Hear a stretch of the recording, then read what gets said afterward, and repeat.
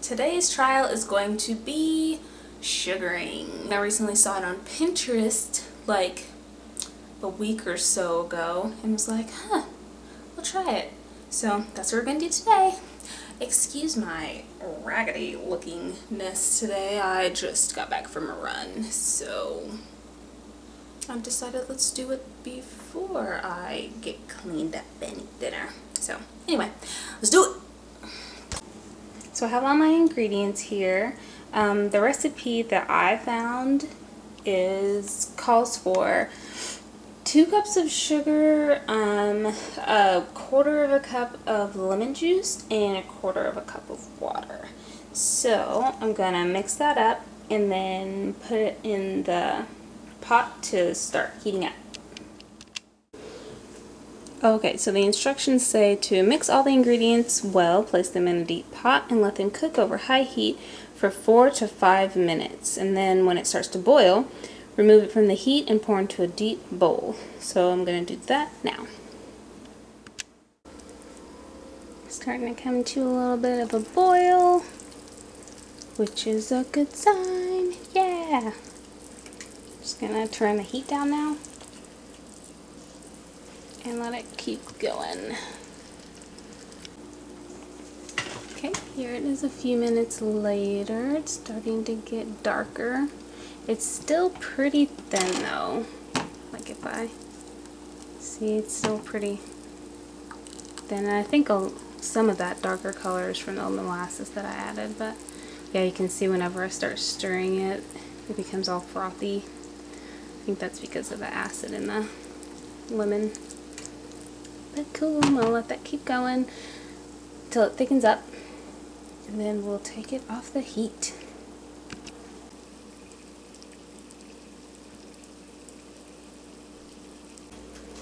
Okay, so it's a lot darker now, but it's still pretty thin. But I think that's because I'm heating it. So, like one of the videos that I saw, it said that it should be like the consistency of honey. I'm like, I don't know if I'm gonna get that. So I think I'll let it cook for a few minutes more and then maybe take it off the heat and let it cool down and see how it's looking then. Okay, so now it's like almost black, super dark, and I think it has the right consistency now.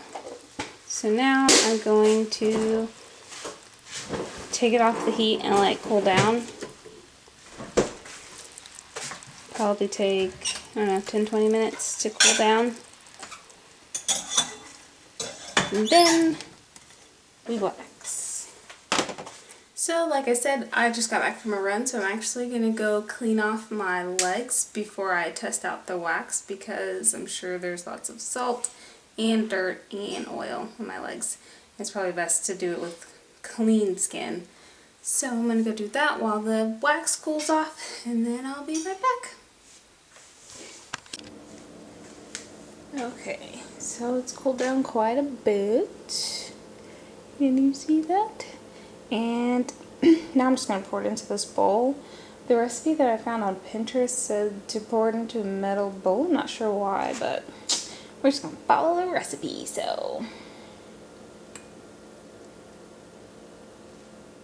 Alright, moment of truth time. So I have my sugar wax.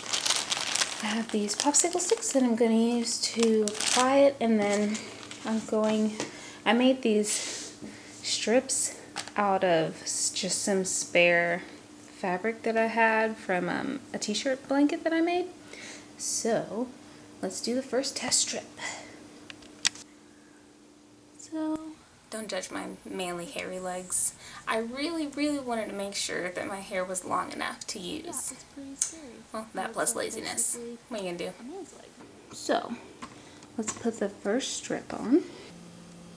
You're supposed to put it on in the opposite direction of hair growth, and then rip it off in the direction of your hair growth. So let's just do a small strip. And hear that? Yeah. That's the sound of someone who doesn't use their brain. Learn my lesson.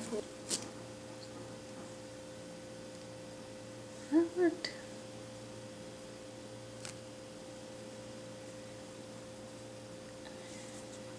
Okay, so mistake number 1. You need to let the wax cool for like maybe 30 minutes because I let it cool for about 15 and that was not long enough. So, did take off the hair.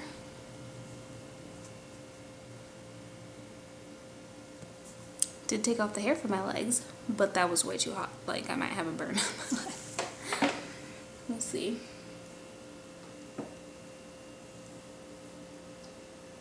So I'm gonna let it cool down another like 15 minutes and then we'll do the rest.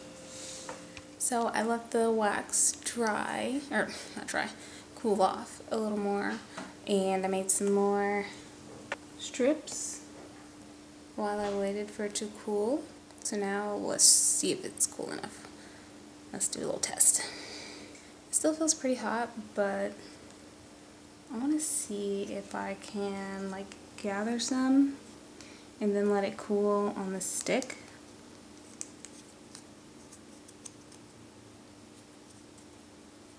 Just let it hold out of the mixture and see if I can cool it down that way. And let's test it.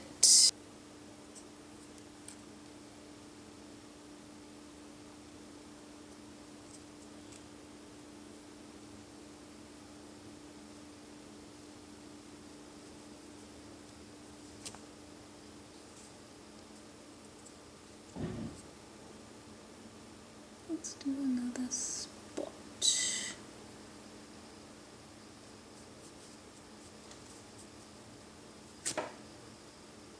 Oh yeah. I don't know if you can see that. Okay, so you saw what my leg looked like before. I'm gonna try to do the rest of my leg and then I'll come back and show you what it looks like. Okay, so here's my leg mostly done. I think it's done a pretty good job. There's still like a few spots where there's like hair, but that's user error because this is my first time doing it. But all in all, I'd say pretty good recipe. So I'm going to do the rest of my other leg and then I'll be back with some recap. Alright, let's do a quick recap of the Pinterest trial of the sugar scrub. Or not the sugar scrub, of the sugar wax. So, things that I liked about it, really simple, had like 3 ingredients, and pretty just straightforward. I think next time I make it, I will probably do half the batch that I did this time. I just basically followed the recipes like straight on and wasn't really sure how much I was gonna make, but I think if I do it again, I'll probably split that in half. So because like I'm not too concerned about trying to save it for another time. It's really easy to make, so I think I'd rather just make it each time, and I don't want to like waste it. So I just cut that in half, and I would like to stress how important it is to make sure that you let the wax cool, because that's dangerous. Luckily, my leg's okay. It wasn't like that bad of a burn. Like it's not, my leg's not even red now, but yeah, definitely let the wax cool before you start trying to apply it. Also, once you do begin, like once your wax is cool enough to start, I would say to move quickly, because the wax will, it starts cooling down kind of quick, or at least it did for me, because it's kind of hot outside right now and we have the air conditioner on, so I think that probably contributed to making the wax cool down a lot quicker. So move quickly, move fast when you start applying it. And also I would say to start in small strips of whatever your leg or arm or wherever you're waxing. Definitely those strips that I made out of the old t-shirts definitely helped. So if you have like old t-shirts laying around or just scrap, those were scrap fabric that I had from a t-shirt quilt that I had done. So yeah, definitely the